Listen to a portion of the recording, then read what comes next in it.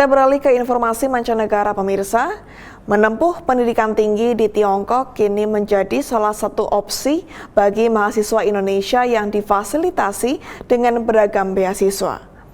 Negara mana saja dan jurusan apa saja yang diminati dan apakah ini merupakan bagian soft power Tiongkok? Selengkapnya dilaporkan tim VOA. Jumlah mahasiswa Indonesia di Tiongkok menurut laporan harian China Daily telah mencapai lebih dari 15.000 orang. Jumlah ini secara rutin meningkat 10% setiap tahunnya sejak 2014. Mereka tersebar di berbagai universitas negeri dan swasta di penjuru Tiongkok. Dena Mandala adalah salah satu mahasiswa Indonesia yang tengah menempuh studi S1 di Hainan Normal University di Provinsi Hainan. Ia memperoleh beasiswa penuh dari pemerintah Tiongkok untuk jurusan bahasa Mandarin. Untuk segi profesi atau pekerjaan, sangat dibutuhkan orang yang bisa berbicara bahasa Mandarin. Jadi untuk supply dan demand-nya itu masih sangat bagus ya.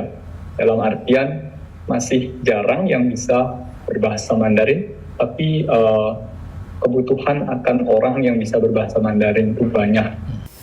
Mahasiswa Indonesia lainnya, Igede Nyoman Baskara, tengah menyelesaikan pendidikan S2-nya di Central South University Changsha di bidang metalurgi.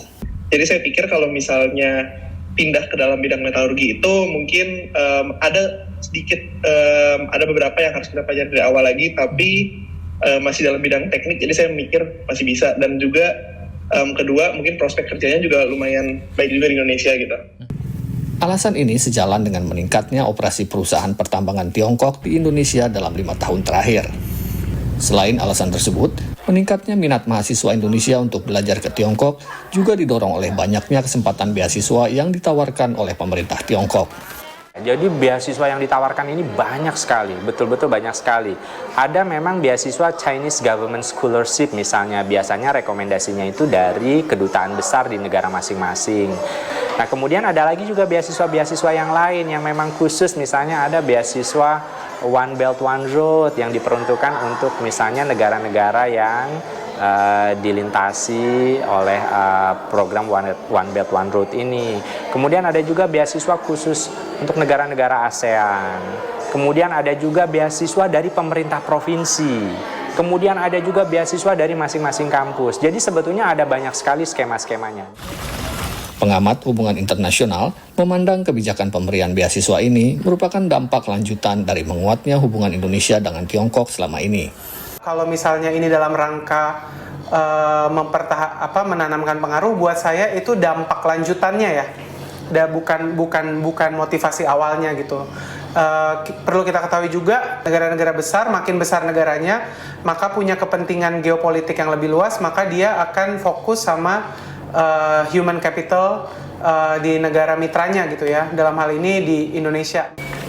Yeremia juga menambahkan, pemberian beasiswa ini merupakan salah satu bentuk investasi jangka panjang Tiongkok. Pemberian beasiswa atau usaha untuk menarik pelajar untuk bersekolah di Cina ini adalah suatu bentuk investasi jangka panjangnya Cina. Hasilnya itu tidak bisa kita lihat atau bagaimana para lulusan Cina bisa mempengaruhi kebijakan di Indonesia itu tidak bisa kita lihat dalam jangka pendek 5-10 tahun, tapi saya rasa bisa dalam 15 atau 20 tahun mendatang. Pengamat mencermati, Tiongkok bukan satu-satunya negara yang ingin memengaruhi calon elit bangsa lewat pendidikan. Hal yang sama juga dilakukan Amerika Serikat dan Jepang. Amerika memberikan beasiswa kepada pelajar asing lewat program Fulbright sejak 1946 dan banyak lulusannya menempati jabatan-jabatan penting pemerintah.